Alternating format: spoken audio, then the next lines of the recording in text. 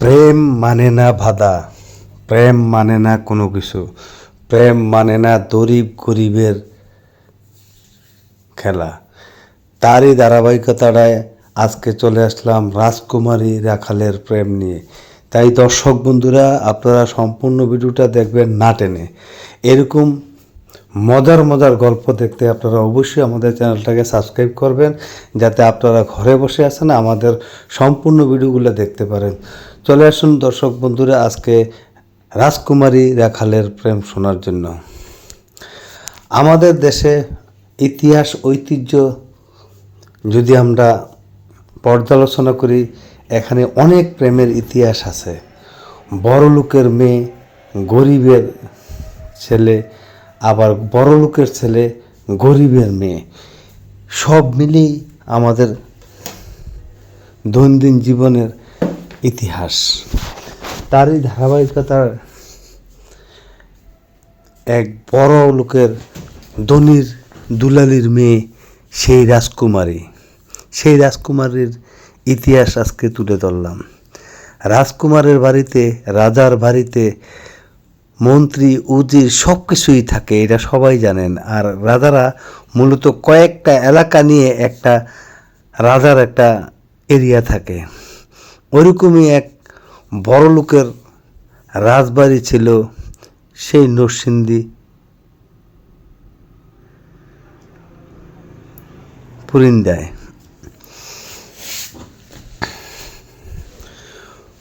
সেই রাজবাড়ির পাশেই রাজার এক রাখাল ঘর ছিল। সেখানে অনেক রকমের গরু ছিল। এই সব গরুগুলা পালার জন্য ওই রাজা তারই রাজ্য থেকে একজন সহজ সরল লোককে কাজে নিয়োগ দিলেন। আমাদের দেশের ইতিহাসে এরকম বহুত ঘটনা আছে। বাবা কাজ করতেছে, বাবা কাজ শেষ, তার ছেলেকে কাজে ঢুকিয়ে গেছে, তার ছেলের পরে তার ছেলে, এরকম ধারাবাহিকভাবে আমাদের সেই বাংলাদেশের ইতিহাস ঐতিহ্যভাবে এই তালে কাজ চলে আসছে। তো তারই ধারাবাহিকতায় প্রথম রাখাল কাজ শেষে তার ছেলেকে কাজে দিয়ে গেল, এবং দ্বিতীয় রাখালও সেম কাজটাই করলো, যে তার যখন বয়স হয়ে গেল তার ছেলেকে রাখালের কাজে দিয়ে গেল। একে একে রাজার গরুর সংখ্যা বাড়তে থাকে, রাখালের সংখ্যাও বাড়তে থাকে। রাজার সেই অনেক গরু, সেই গরুর দুধ নিজেই রাজার পরিবারে খরচ করা হয়। বাইরে সাধারণত রাজ পরিবারের কোনো দুধ বাইরে যেত না। রাজার ফ্যামিলির ভিতরেই, রাজাদের আত্মীয়র ভিতরেই সেই দুধগুলা বন্টন হতো। রাজকুমারী যখন স্কুলে যেত তখন তো ধারাবাহিকভাবেই রাখাল তার গরু নিয়ে তার কাজ করতেছে সেই রাজবাড়ির এক পাশেই। একদিন, 2 দিন এভাবে কাজ চলতে থাকে রাখাল ছেলের জীবন কাহিনী। তবে রাখাল ছেলে হলো, রাখালের ছেলে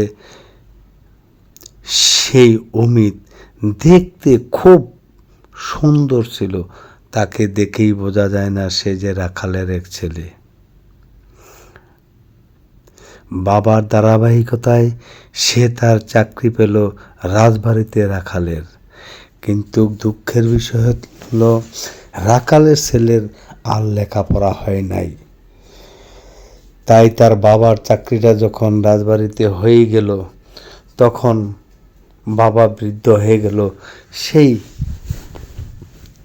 অমিত তার বাবার কাজের দায়িত্ব নিয়ে নিলেন।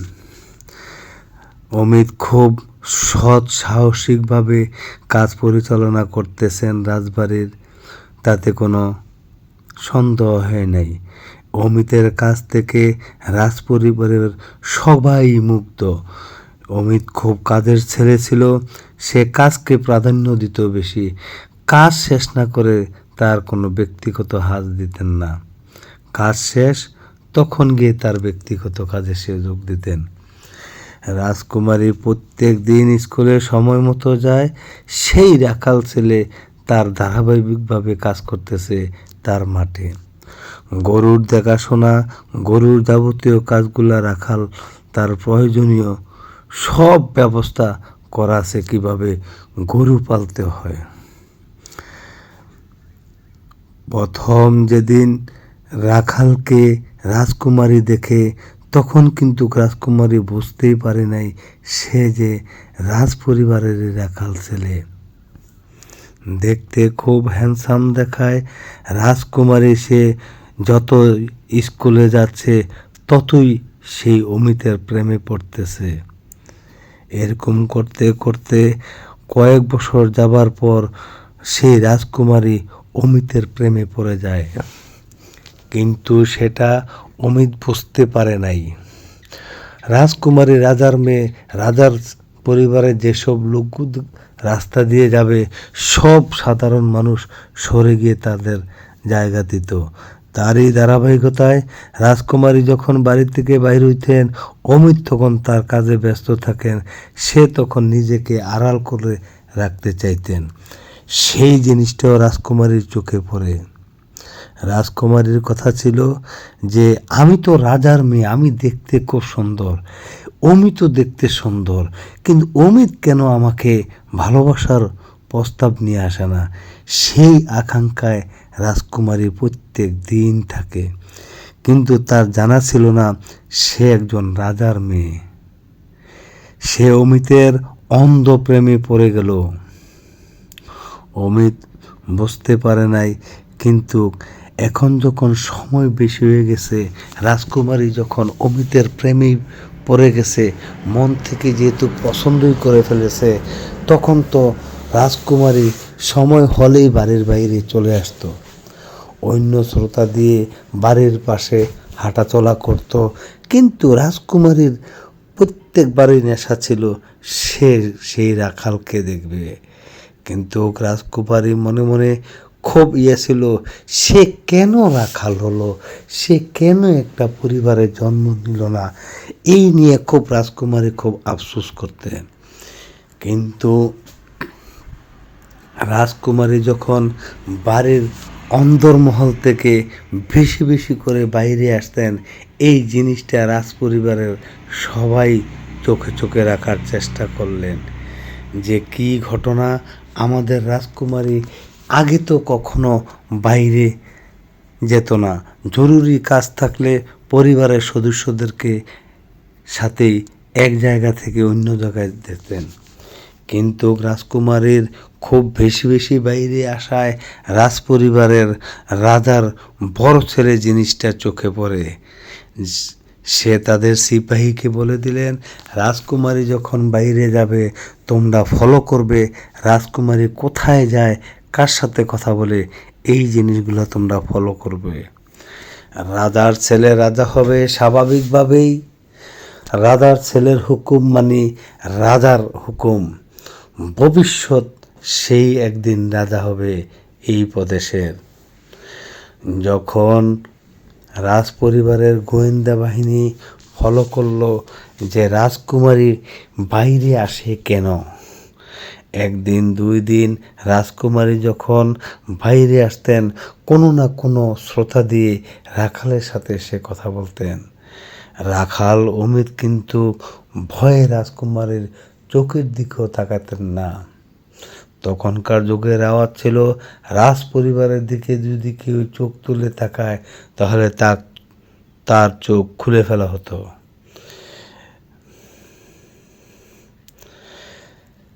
তাই রাজপরিবারের গোয়েন্দা সংস্থা খুব তৎপর বাড়িয়ে দিলেন।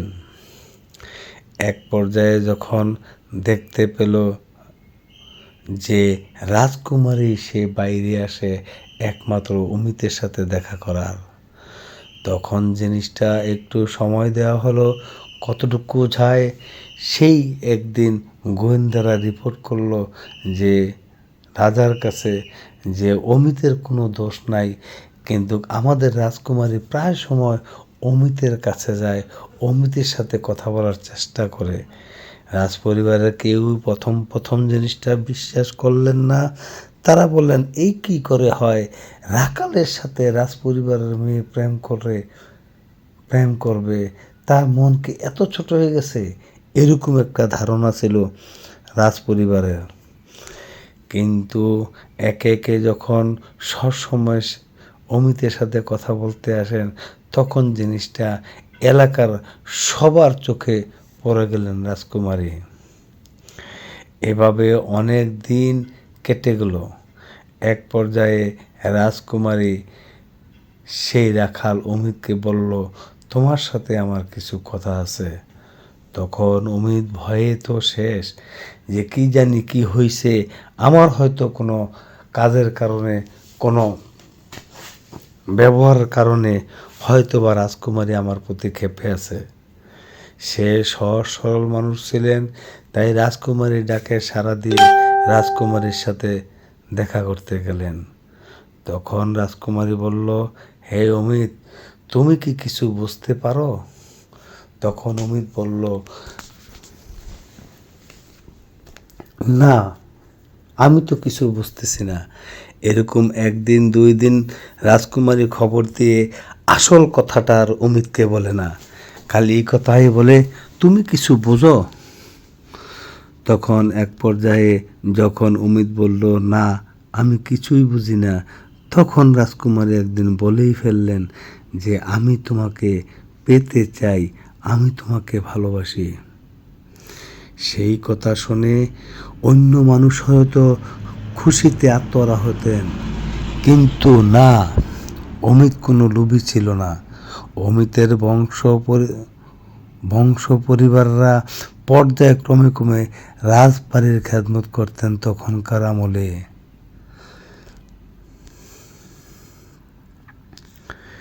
কিন্তু একটা পর্যায়ে যখন রাজকুমারী অমিতকে প্রেমের প্রস্তাবে দিয়ে ফেললেন, তখন তো অমিত ভয়ে ভাবতে শুরু করলো, এই বুঝি আমার জীবন শেষ। কিন্তু রাজকুমারী প্রায় সময় অমিতকে ভালোবাসার কথা বলে, কিন্তু অমিত যখন রাজকুমারীকে প্রথম সাড়া দিত না, তখন অমিত তো ভয়ে থাকবেই, কোথায় রাজার মেয়ে আর কোথায় আমি হইলাম গে রাখাল, কি করে সম্ভব? এরকম করতে করতে রাজকুমারী আর অমিতকে ছাড়াছাড়ি নাই, এমনভাবে শর্ত দিলেন, শর্তের ভিতরে অমিত তো এখন মাথা খারাপ হয়ে গেছে, কি করবে না কি করবে, যদি রাজপরিবার জানতে পারে, আমি রাজপরিবারের একজন চাকর হয়ে আমি রাজপরিবারের সদস্যদেরকে আমি খাওয়ানোর জন্য আনুষঙ্গিক অন্যান্য বিষয়ে তাকে হেল্প করব, এরকম যদি করা হয় তাহলে ওদের সবার চোখে পড়বে। এক পর্যায়ে রাজপরিবারের সবাই শিওর হয়ে গেলেন যে এখানে কিছু হচ্ছে। তখনই রাজপরিবারের পক্ষ থেকে আরও সিকিউরিটি বাড়িয়ে দিল রাজকুমারীর প্রতি। তখন তারা বুঝতে পারছেন, প্রেম ভালোবাসা কোনো কিছু মানে না, প্রেম ভালোবাসা কোনো কিছুই মিলে না, যার কারণে রাজপরিবারের তারা সতর্কতা খুব দৃঢ়ভাবে পালন করে সেই তথ্য সরবরাহ করে রিপোর্ট প্রকাশ করা হতো সেই রাজার কাছে। এক পর্যায়ে যখন জিনিসটা জানাজানি হয়ে গেল, তখন তো সেই অমিত ভয় পেয়ে গেল। অমিত রাজকুমারীকে বলল, ম্যাডাম, আপনাদের নুন খাইছি, আপনাদের গুণ অবশ্যই খাইতে হবে, আপনাকে আমার বিয়ে করা সম্ভব না। 1 দিন 2 দিন 3 দিন যখন রাজকুমারীকে অমিত ফিরিয়ে দিল, তখন অন্য কৌশল অবলম্বন করার চেষ্টা করল রাজকুমারী। এক পর্যায়ে রাখালের সাথে যখন প্রেমের প্রস্তাব দেওয়া হলো, তখন রাখাল যে রাজকুমারীর প্রেম প্রত্যাখ্যান করতেছেন, সেই ঘটনাটাও গোয়েন্দা সংস্থার ভিতরে ধরা পড়ল। ধরা পড়ার পর সেই রাজার কাছে রিপোর্ট দিলেন যে অমিতের কোনো দোষ নাই, সব দোষ হলো আমাদের রাজকুমারীর। তখন রাজা রাজকুমারীকে অনেকবার সাবধান করেছেন, কিন্তু রাজকুমারী সেই বাধা অমান্য করে সেই রাখালের সাথে দেখা করার চেষ্টা করত, কথা বলার চেষ্টা করত। এক পর্যায়ে রাখাল ছেলেকে রাজপরিবারের পক্ষ থেকে আটক করা হলো। আটক করে সেই রাখালকে অনেক অনেক নির্যাতন, জুলুম এসব করতে থাকে রাজপরিবারের পক্ষ থেকে। অমিতের একটাই কথা, আমার কোনো কিছু নাই রাজকুমারীর সাথে। একদিন, 2 দিন, 3 দিন হইতে হইতে এক পর্যায়ে যখন অমিতকে রাজপরিবারের পক্ষ থেকে ধরে নেওয়া হলো, তখন নেওয়ার পরে ওমকে অনেক মারধর করা হলো রাজপরিবারের পক্ষ থেকে। তখন কিছুই করার নাই, রাজপরিবারের রেওয়াজই ছিল তখন অন্যরকম।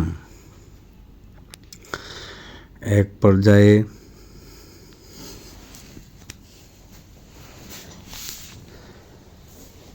যতই অত্যাচারই করা হলো, রাজকুমারের প্রেমের কথা রাজকুমার নিজে যখন বারবার অমিতকে প্রেমের প্রস্তাব দেওয়া হতো, তখন যখন অমিত ফিরিয়ে দেওয়া হতো, তখন এই ঘটনাটা রাজপরিবার অনেক মারধর করার পরে, জুলুম করার পরে অমিতের একটাই কথা, আমার রাজকুমারীর সাথে আসলে কোনো সম্পর্ক নেই। কিন্তু অমিতের কথা তো একদম সত্যি, আসলেই তো রাজকুমারীর সাথে তার কোনো সম্পর্ক নেই। তাই এক পর্যায়ে রাখালকে সতর্ক করা হলো যে তোমাকে যদি আর রাজকুমারীর সাথে কথা বলতে দেখা যায়, তাহলে তোমার কি পরিণতি হবে তুমি নিজেই ভেবে দেখো। এই বলে যখন অমিতকে যখন আলটিমেটাম রাজপরিবারের পক্ষ থেকে দেওয়া হলো, তখন অমিত রাজপরিবারের সমস্ত প্রস্তাব মেনে নিয়ে বললেন, না, আমি এই ধরনের কোনো কাজে অতীতও যুক্ত হয় নাই, ভবিষ্যতে আমি যুক্ত হব না। কিন্তু এক পর্যায়ে রাজকুমারীর প্রচণ্ড প্রেমের কারণটা যখন অমিত জানতে পারল, যে বিশ্বাস করতে লাগলো যে আসলেই হয়তো বা রাজকুমারী মন থেকে তাকে ভালোবাসে।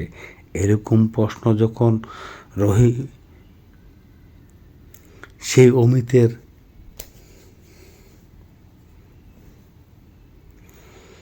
জাগতেছে, তখন নিজে নিজে চিন্তা করলো, এত মায়ের খেলাম, অত্যাচার হলাম, অথচ আমার তো কোনো দোষ নেই। রাজকুমারী যেহেতু আমাকে এতই পছন্দ করেন, আমি যেহেতু অনেক অত্যাচার সহ্য করছি, তাহলে এবার যদি রাজকুমারী আসে, তাহলে তো আমি আর তাকে ফেরাবো না। ঠিকই যখন রাজকুমারী আবারও অমিতের সাথে কথা বলতে আসলেন, তখন অমিত বলেই ফেললেন যে কোথায় আমি রাখাল আর কোথায় রাজার মেয়ে রাজকুমারী, কিভাবে সম্ভব আমাদের এই মিলন। তখন রাজকুমারী বলল, হে রাখাল, হে অমিত, সেটা তোমার বিচার করার কোনো অধিকার নাই। তুমি শুধু আমাকে ভালোবাসবে, আমি শুধু তোমাকে ভালোবাসবো। এর মাঝে আমরা রাজকুমারী, রাজা আর রাখালের ভেদাভেদ আমরা এখানে রাখবো না। আমাদের শুধু একটাই কথা, আমরা একে অপরকে ভালোবাসি। এই কথা বলে যখন রাজকুমারী বলল, তখন অমিত রাজকুমারীর কথায় তার প্রেমে পড়ে গেলেন। আস্তে আস্তে করে যখন প্রেমের হাবুডুবু, প্রেম যখন পেকেই গেছে, তখন দুজনের ভিতরে হাতে হাত ধরা শুরু হয়ে গেল। যখন এইটা রাজপরিবারের চোখে পড়ে গেল, তখন সেই অমিতকে আবারও আটক করা হলো।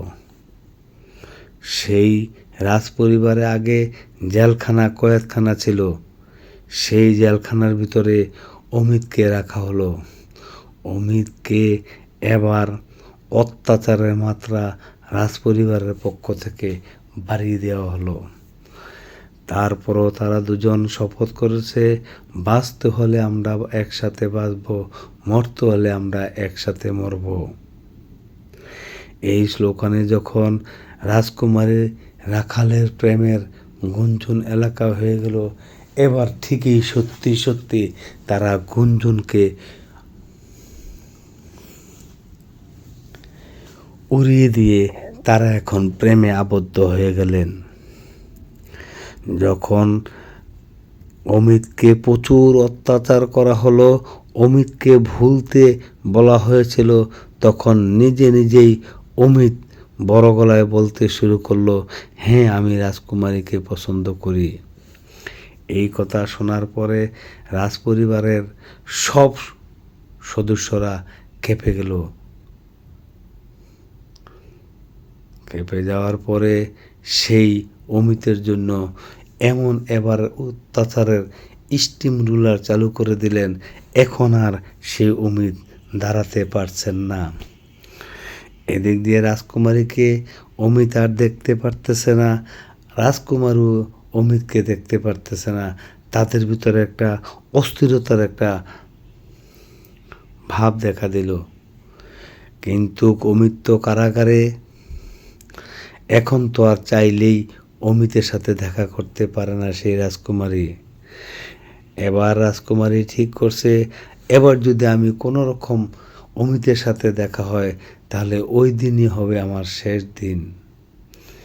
এই কথা ভেবে ভেবে কোনো রকম যখন রাখাল ছেলে সে জামিনে যখন বেরিয়ে আসলো, তখন সেই রাজকুমারী একদম পরিকল্পিতভাবে বসেই ছিলেন যে এবার যদি কোনো রকমে রাখালকে পাই আর রাখালকে ছাড়ব না, জীবনের তরে রাখালকে নিয়ে বেরিয়ে যাব।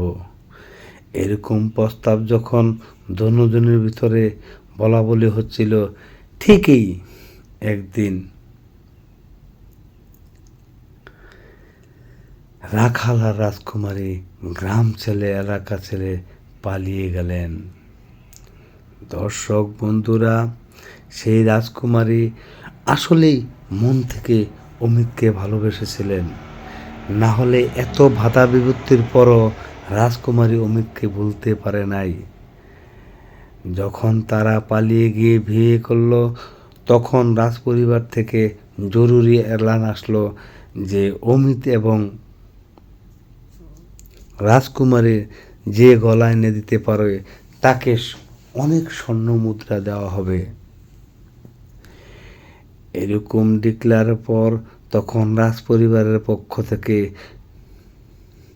নিরাপত্তা কর্মীরা বিভিন্ন এলাকা ঘুরে ঘুরে দেখতে লাগলেন, কিন্তু তাদেরকে আর পাওয়া যাচ্ছে না। এখন প্রশ্ন হচ্ছে, সেই রাখাল আর রাজকুমারী কি তারা বেঁচে ছিলেন নাকি তারা দুইজনে গিয়ে আত্মহত্যা করছিলেন? সেই খবরটা যদি আপনারা জানতে হয় তাহলে আমাদের এই ভিডিওটা পার্ট হবে, পরবর্তী পার্টটা আপনারা দেখার জন্য অনুরোধ করা হলো। তো দর্শক বন্ধুরা, আপনাদের কাছে অনুরোধ করা হলো, এখানে রাজকুমারীর দোষ নাকি রাখালের দোষ? আপনারা সম্পূর্ণ ভিডিওটা শোনার পরে আপনাদের বিবেচনা করে আপনারা কমেন্টে উল্লেখ করবেন যে দোষ কি রাজকুমারী নাকি অমিতের।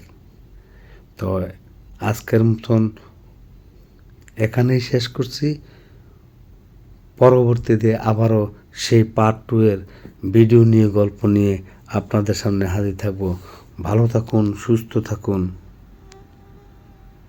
আর আমাদের চ্যানেলটা সাবস্ক্রাইব করে আমাদের চ্যানেলের পাশেই থাকুন।